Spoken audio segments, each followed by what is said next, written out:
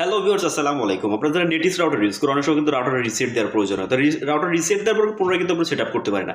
তো আজকে আমি আপনাদের কীভাবে দেখাবো, কীভাবে খুব সহজে আপনি আপনার ফোন থেকে আপনি আপনার নেটিস রাউটারকে সম্পূর্ণভাবে সেট আপ করতে পারেন।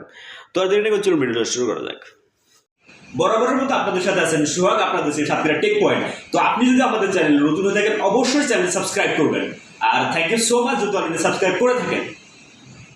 তো নেটিস রাউটার সেট আপ দেওয়ার জন্য প্রথমে আপনি আপনার রাউটারটাকে পাওয়ার অন করবেন। পাওয়ার অন করার পরে আপনি আপনার রাউটারটাকে আপনার ফোনের সাথে কানেক্ট করে নেবেন। ফোনের সাথে কানেক্ট করার পর আপনাকে একটা ব্রাউজারে যাওয়ার প্রয়োজন হবে। তাই আমি গুগল ক্রোমে যাচ্ছি।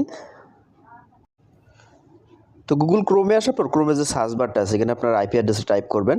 তো আইপি অ্যাড্রেসে টাইপ করা ছাড়া আপনি যদি এখানে রিফ্রেশ করেন তো ডিফল্টে কিন্তু এরকম আসতে পারে। তখন দেখুন প্রথম আমাদের কিন্তু স্টার্ট বলে কিন্তু একটা অপশন আছে। আপনি আইপি অ্যাড্রেস এন্টার করলে কিন্তু এরকম দেখাবে। তো এখান থেকে আমরা নেক্সটে চলে যাবো। নেক্সটে যাওয়ার পর এখান থেকে আমরা যে প্রথম যে অপশনটা ডিএইচসিপি, তো আমরা এখানে ক্লিক করব। ক্লিক করার পর কিন্তু অনেকগুলো অপশন কিন্তু দেখাবে। তো এখান থেকে প্রথমটা বা তারপরের যে ডুয়েল অ্যাক্সেস পিপিওএ যে আছে এটা আপনি সিলেক্ট করে নিতে পারেন।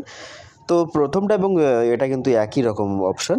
তো এখান থেকে আপনার ইউজার নেম দিতে হবে। আর এই ইউজার নেমটা কিন্তু আপনি ইচ্ছামতো দিতে পারবেন না। এটা আপনার আইএসপি যে ইউজার নেমটা আপনাকে দিয়েছে, আপনার জন্য যে স্পেশাল যে ইউজার নেমটা সেটাই আপনাকে দিতে হবে, এবং আইএসপি যে পাসওয়ার্ডটা আপনাকে দিয়েছে সেই ইউজার নেম এবং পাসওয়ার্ডটা কিন্তু আপনাকে আইএসপি দিয়ে কালেক্ট করতে হবে। তো কালেক্ট করার পর আপনি ইউজার নেম পাসওয়ার্ড দেওয়ার পর আপনি পরবর্তী স্টেপে চলে যাবেন। তো পরবর্তী স্টেপে আসার পর এখানে কিন্তু আপনার পাসওয়ার্ড চাইতে পারে। আপনার ওয়াইফাইয়ের নাম এবং পাসওয়ার্ড আপনার এখান থেকে চাইতে পারে।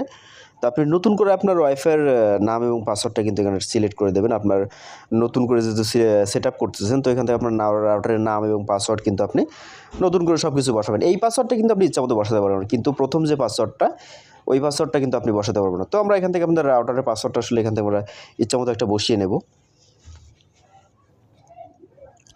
তো পাসওয়ার্ড দেওয়া গেলে আমরা নেক্সট অপশনে চলে যাব। তো একটু নিচে খেয়াল করে দেখুন, নিচে সেভ বলে একটা অপশন আছে। তো আমরা এখান থেকে নিচে অপশনটা থেকে সেভ দিয়ে দেবো। তো এখান থেকে কনফার্মে ক্লিক করলাম।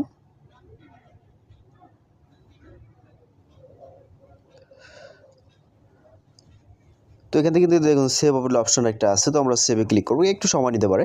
দেখুন আমাদের কিন্তু রাউটার কিন্তু সেট আপ কমপ্লিট। তো নিচে যে কমপ্লিট লেখাটা আছে আমরা কমপ্লিটে ক্লিক করব। তো কমপ্লিটে ক্লিক করলে কিন্তু আপনার ফোন থেকে কিন্তু রাউটারের কানেকশন চলে যাবে। তো পরবর্তীতে আবার আপনি আপনার রাউটারের যে পাসওয়ার্ডটা দিয়েছেন সেই পাসওয়ার্ডটা দিয়ে আপনার রাউটারটাকে আপনার ফোনের সাথে কানেক্ট করে নেবেন। তো আমি কানেক্ট করে নিচ্ছি।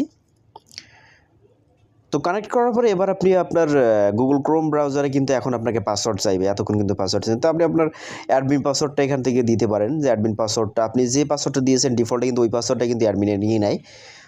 তো আপনি ওই পাসওয়ার্ডটা দেওয়ার পরে কিন্তু আপনার রাউটার এন্টার করতে পারবেন। রাউটার এন্টার করলে কিন্তু এরকম একটা ইন্টারফেস দেখবেন। দেখুন এখানে আমাদের কানেক্ট কয়জন, কি ইন্টারনেট কেমন কি চলছে সব কিছুই কিন্তু এখানে দেখাচ্ছে।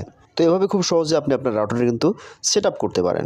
তো অনেকেই কিন্তু জানে না রিসেট কীভাবে দিতে, তাদের জন্য বলতে চাই যে রিসেট দিতে গেলে অবশ্যই আপনি খেয়াল করবেন আপনার রাউটারের পিছনে কিন্তু রিসেট বলে একটা বাটন থাকে, অথবা রিসেট লেখা আছে ওর উপরে কিন্তু একটা ছোটো একটা ছিদ্র থাকে, যেখানে আপনি আপনার সিম ইজেক্টর যে টুলসটা থাকে, যে পিনটা থাকে, এই পিনটা দিয়ে কিন্তু আপনি খুব সহজে আপনার রাউটার রিসেট করতে পারেন।